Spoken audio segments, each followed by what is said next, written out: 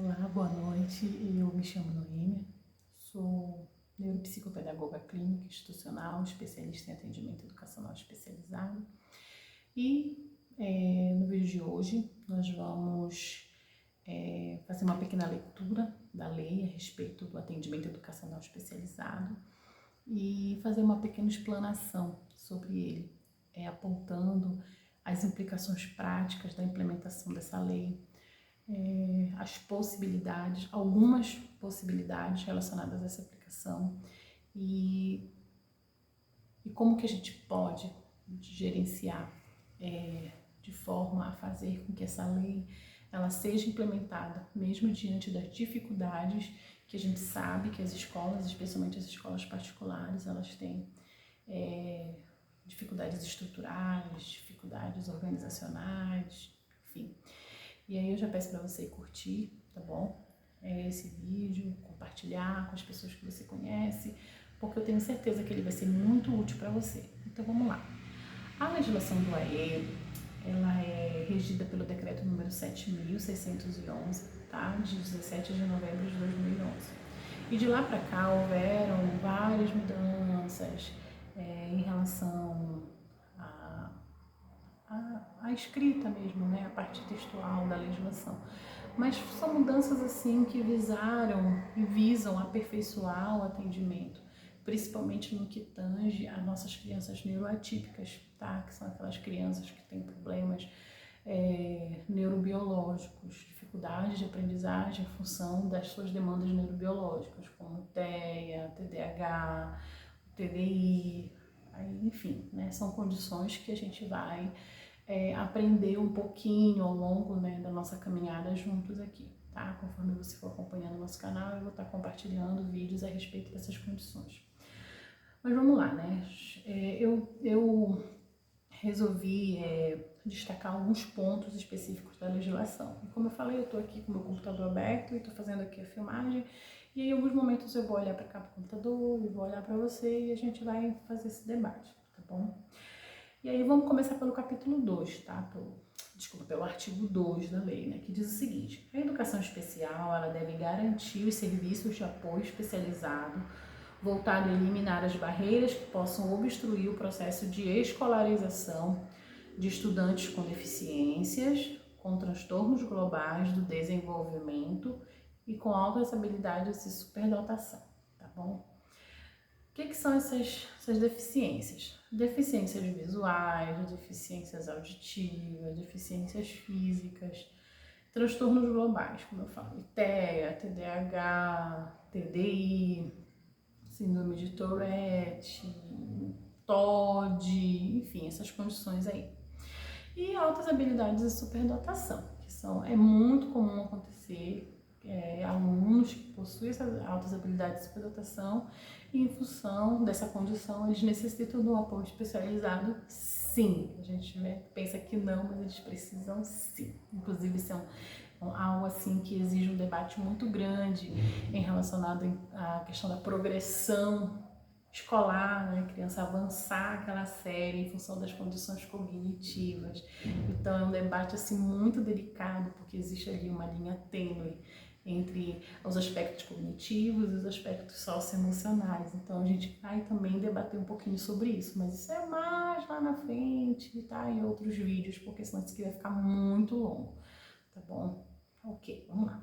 Então, para fim desse decreto, os serviços de que trata o CAPT serão denominados atendimento educacional especializado, compreendendo como conjunto de atividades, recursos de acessibilidade pedagógicos organizados, institucional e continuamente prestados da seguinte forma: como complementar a formação dos estudantes com deficiência, transtornos globais do desenvolvimento, como apoio permanente e limitado no tempo e na frequência dos estudantes às salas de recursos multifuncionais, ou suplementar a formação de estudantes com altas habilidades e superdotação.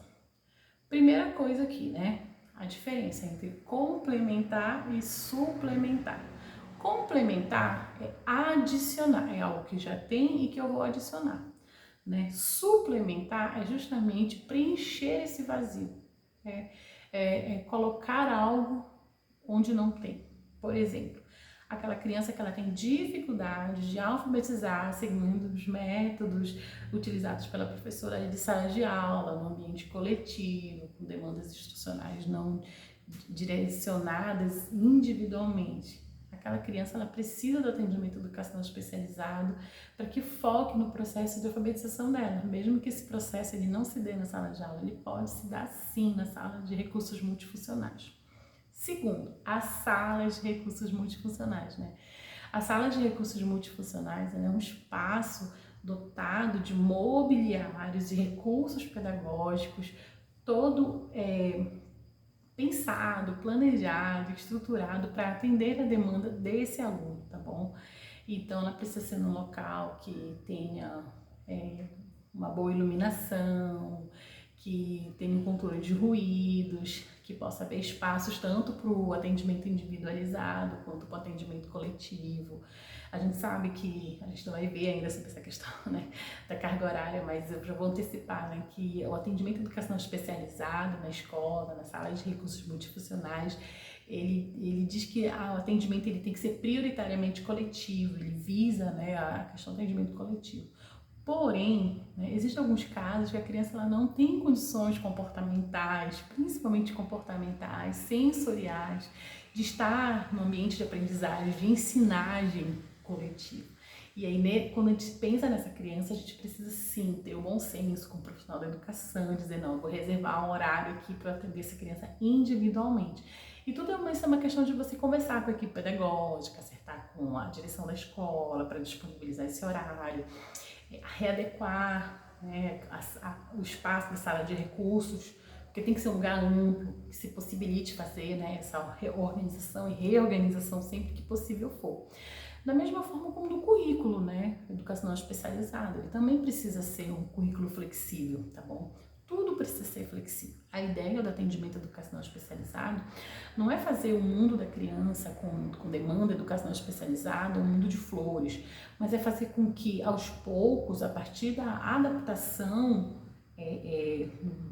na maior parte dos locais possíveis, ela possa despertar nela o interesse de estar ali, né, desenvolver as habilidades, os requisitos, os pré-requisitos de aprendente dessa criança, para que aos poucos ela possa, esse processo de adaptação ele vai se revertendo e essa criança ela possa se adaptar ao contexto, tá? Porque o mundo lá fora ele não é um mundo adaptado, né? Essa é uma coisa assim que às vezes a gente ouve muitos pais, por exemplo, falando assim, mas a escola tem que adaptar, a escola tem que adaptar, porque meu filho isso, meu filho aquilo, mas quando a gente for parar para pensar, né, o mundo lá fora ele não é adaptado. Por exemplo, você passa na rua, tem um cidadão abençoado de Deus que passa com a moto com a descarga furada, né? E aí a tua criança ela tem sensibilidade auditiva. E aí como é que fica? Entendeu? Então essa criança ela precisa aos poucos ser trabalhada, essas questões sensoriais, integrar-se sensorialmente para superar essas demandas, e a escola ela contribui, ela é parte desse processo, tá? De adaptação da criança, de condicionamento dessa criança aos estímulos que o mundo lá fora não vai deixar de dar para essa criança por ela ser especial, por ela ser neurobiológica, ser neuroatípica. Infelizmente, né? O mundo ele é assim. E também tem as questões de ordem prática, porque tem coisas que de fato não vai ser possível. Porque já pensou se a sociedade tivesse que parar para adaptar todas as situações e todas as circunstâncias do mundo para todos os indivíduos, para atender cada peculiaridade? As coisas não iam fluir. Então, é muito comum, né, as sociedades, as comunidades, elas elaborarem metodologias de sociabilidade que sejam comum à maioria, para fluir ali, né, a convivência, a relação entre as pessoas. E a escola, como eu falei, ela é parte desse processo, né? O processo no que tange ao processo de ensinagem, tá bom? Do conteúdo estrutural, tá bom? A escola, ela não é um espaço terapêutico. Não adianta o pai, a mãe querer exigir coisas da escola que não cabe à escola, por várias razões. A escola, vai parecer até pleonástico que eu vou falar, né? Redundante. Mas a escola, ela tem o papel de escolarizar o aluno. Ele não tem o papel de trabalhar habilidades que são exclusivamente, prioritariamente trabalhadas em ambiente terapêutico. Tanto que o AEE, ele é prioritariamente coletivo, ele não é individual, porque a ideia é fazer essa criança ela ter o suporte terapêutico e nesse suporte terapêutico ser desenvolvidas habilidades pré-requisitos para a aprendizagem em grupo. E teoricamente a escola ela recebe uma criança que tem habilidade de aprender em grupo, entendeu? Teoricamente, tá? Teoricamente a criança ela já tem que vir com essas habilidades de aprendizagem em grupo bem consolidadas. Se ela não vem, aí ela precisa do apoio da escola para que se possa diminuir essas barreiras ou até mesmo eliminar essas barreiras que dificultam a aprendizagem dela no ambiente escolar. Que aprendizagem é essa? É o conhecimento acadêmico desenvolvido e consolidado ao longo da história da humanidade. Ok? Então vamos lá.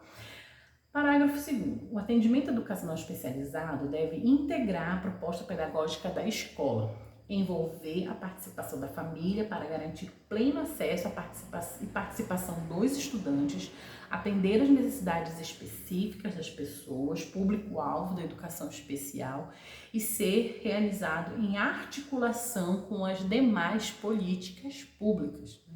Ou seja, a escola ela tem a obrigação de desenvolver um diálogo com os demais setores da sociedade civil para que possa ajudar a família a acessar os bens e serviços públicos necessários para o pleno desenvolvimento desse aluno. Ok. Tá, vamos lá, vamos continuar. Então a pergunta é, né? Quem precisa do AE? Tá, coloca aí no comentário, quem precisa do AE? Quem que você acha que precisa do AE? Quem precisa do AE são os professores, tá bom, da rede, os profissionais de apoio, como por exemplo a pessoa da portaria, a tia da cantina, enfim, né? A pessoa lá dos serviços gerais, todo mundo precisa, né? Os familiares dessa criança, desse aluno, ele precisa. Os atendentes, tá? Atendentes pessoais, atendentes terapêuticos desse aluno, ele precisa. Aí o atendente terapêutico é aquele profissional com formação terapêutica que vai ali acompanhar o aluno para ajudá-lo a inseri-lo através de habilidades terapêuticas ao contexto escolar, tá bom? É o profissional, ele também precisa estar em diálogo com o AE. O professor do AE precisa conhecê-lo, precisa saber quais são as estratégias que ele utiliza, quem é o profissional que supervisiona ele, porque todo terapeuta, todo atendente terapêutico, acompanhante terapêutico, ele tem um supervisor, ele tem alguém que está supervisionando ali a prática dele, onde quer que ele esteja, inclusive o que está na escola. E é muito comum a gente ter crianças que estão na escola e tem o atendente terapêutico. Aí o atendente terapêutico é uma pessoa que fica lá, como se fosse orbitando ali ao redor da criança e no contexto.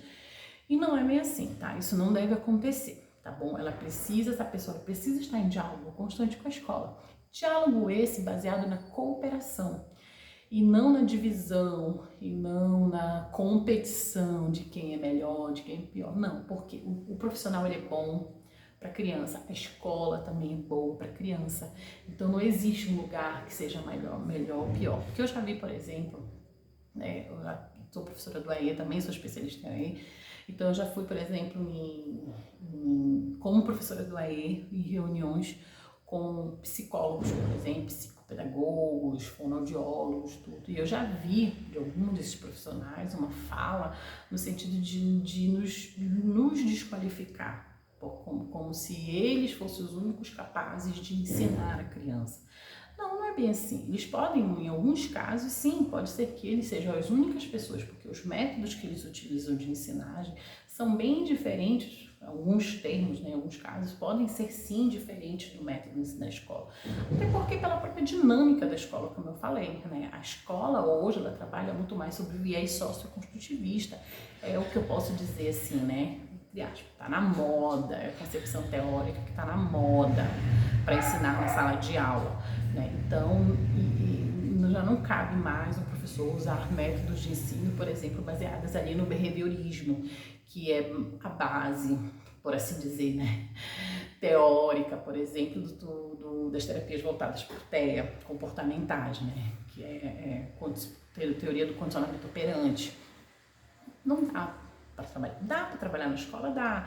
Mas a dinâmica teórica, as discussões, as reflexões teóricas em torno dos processos de ensinagem, aprendizagem, hoje elas defendem que a escola deve ensinar através da interação entre a criança, que o professor ele é o mediador da aprendizada, né, e não o centro da aprendizagem. Isso tudo são questões de concepções, são visões de mundo que a sociedade, de acordo com as suas épocas, elas vão aplicando, vão refletindo, vão avaliando, vão modificando, vão substituindo, vão renovando, inovando.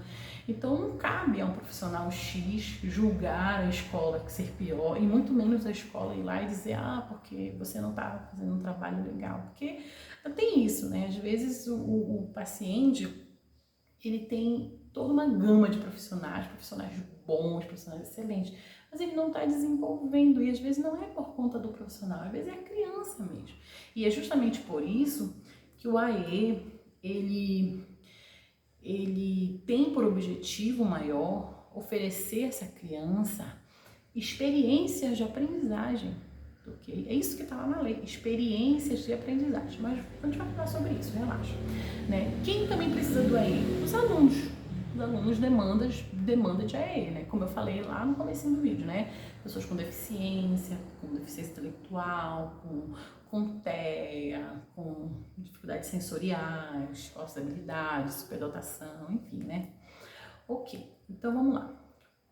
Objetivo do atendimento educacional especializado: prover condições de acesso, participação e aprendizagem no ensino regular e garantir serviços de apoio especializados de acordo com as necessidades individuais dos estudantes. Gente, isso aqui é algo muito sério, algo muito delicado, algo muito complexo, porque exige toda uma gama de observações, testagens, avaliações, e é algo assim bem trabalhoso, entendeu? E é por isso que o atendimento educacional especializado, ele é desafiador, não é um trabalho fácil, entendeu? Ele é desafiador e precisa ser valorizado, precisa ser respeitado, porque quem se dispõe a trabalhar no atendimento educacional especializado é herói, é heroína, é herói, é heroína, tá bom? Assim como quem trabalha, né, com a aprendizagem como um todo, porque ensinar não é algo fácil, né? Principalmente no dia de hoje, que a gente vê as plataformas digitais aí sendo muito mais interessante para os nossos alunos do que estar na sala de aula, né? Hoje a gente vê os alunos, a impressão que a gente tem é que os alunos veem nós, professores, seus inimigos em vez de amigos, né? Quando na verdade nós somos amigos. Quando a gente corrige, quando a gente chama atenção, é porque a gente está corrigindo para incluir e não para excluir, na verdade. Então a gente precisa, né? É muito desafiador. A gente precisa pensar sobre isso como pais, como profissionais e como sociedade como um todo, tá bom? E essa minha fala, né, essa é a proposta do canal Academia do AE, é justamente levar essas discussões, né, para esses três segmentos, para o profissional em si, para a família e para a sociedade como um todo, para que a gente possa crescer juntos nesses debates, melhorar nossas atuações, as nossas visões de mundo, a maneira pela qual a gente interage com o segmento educacional especializado. Porque, gente, uma coisa é certa, em todo lugar que a gente vai, a gente encontra criança neurotípica. Em todo lugar que a gente vai, tem uma pessoa com deficiência. Existem pessoas que têm uma deficiência muito maior, que exigem um apoio, um nível de suporte maior, mas existem pessoas que exigem um nível de suporte menor. Mas todas as pessoas precisam, né? Eu, por exemplo, né, sem óculos eu não enxergo direito. Então eu sou, por assim dizer, né, eu tenho uma pequena deficiência visual que me impossibilita de realizar determinadas tarefas se eu não estiver usando óculos, entendeu? E assim vai. Da mesma forma, as pessoas que são neurotípicas, né, dominam com mais facilidade uma determinada área e têm dificuldades em relação a outra, da mesma forma são as neurotípicas.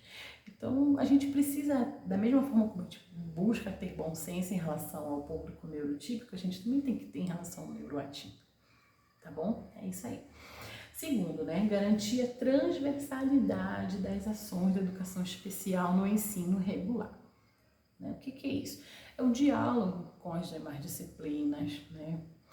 com os terapeutas, com os profissionais de apoio, com toda a rede socioassistencial, terapêutica para aquele aluno, ok? Fomentar o desenvolvimento de recursos didáticos e pedagógicos que eliminem as barreiras no processo de ensino e aprendizagem.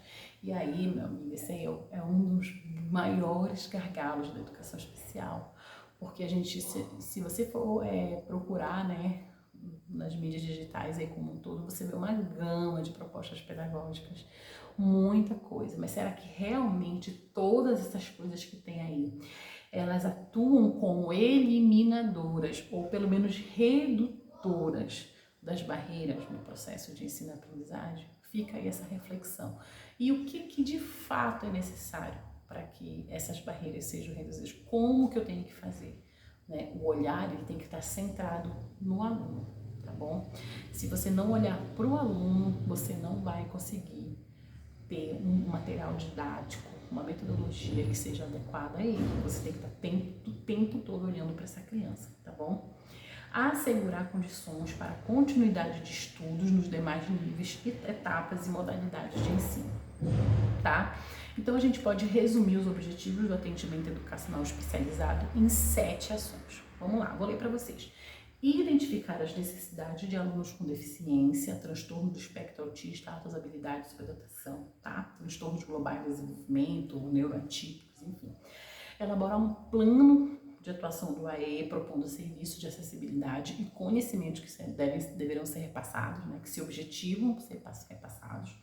Produzir um material didático acessível para esse aluno, adquirir e identificar materiais de apoio, como softwares, recursos, equipamentos tecnológicos, mobiliários, recursos óticos, dicionários, enfim. Acompanhar o uso desse material na sala de aula no ensino regular. Orientar o professor do ensino regular, as famílias dos alunos a utilizar esse material, esses recursos. Um exemplo de recurso é a comunicação alternativa, né, para crianças não verbais, por exemplo, TEGs não verbais. Que adianta a criança estar usando a pasta de comunicação se o restante do mundo não sabe utilizar, não sabe como fazer isso? Então é necessário que todo mundo aprenda. A pessoa que é surda, que necessita da Libras, como que ela vai se comunicar? Ela sabe Libras, mas o resto da humanidade, o resto do mundo não sabe. Então, como garantir a inclusão de uma criança assim, nesses termos, né? Ela está recebendo suporte, sim, mas o mundo lá fora está acompanhando essa evolução, né? Ela está em condições de interagir com ela. Isso é uma coisa assim, muito delicada mesmo. É um dos gargalos assim, da inclusão, é justamente. Esse é um dos gargalos da inclusão, né? E promover a formação continuada dos professores do AE, né, e do ensino comum, bem como a comunidade escolar em geral, tá bom? Então é isso, tá? Para iniciar, nosso vídeo ficou meio longo, né, mas eu quero dizer que a minha intenção era justamente trabalhar, fazer esse pequeno recorte da lei em relação ao AE. Eu espero que você tenha gostado. Mais uma vez eu pedi para você curtir, compartilhar. E se você não for inscrito, se inscreva no nosso canal, você não tem nada a perder, ao contrário, só tem a ganhar. E você vai estar me ajudando, né? Porque eu tô investindo nesse trabalho com todo amor, todo carinho, toda dedicação, que é algo que eu amo fazer.